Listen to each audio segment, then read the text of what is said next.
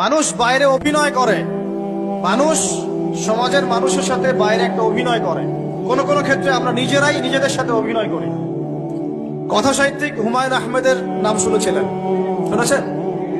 ইন্তেকাল করেছেন। একটা সময় ছিল আমরা স্কুলে পড়তাম, কলেজে পড়তাম, মাঝে মাঝে টুকটাক এ ধরনের কিতাব বইপত্র পড়া হয়েছে। হিমু, মিসির আলী এসব পড়া হয়েছে। শরৎচন্দ্র, বঙ্কিমচন্দ্র, রবীন্দ্রনাথ, নজরুলের কবিতাগুলো, ইভেন শেক্সপিয়ার, অ্যাডাম স্মিথ সহ, যিনি অর্থনীতির জনক। যাই হোক, তিনি তার বইয়ের মধ্যে লিখেছিলেন যে এই পুরো দুনিয়াটা হচ্ছে অভিনয়ের মঞ্চ।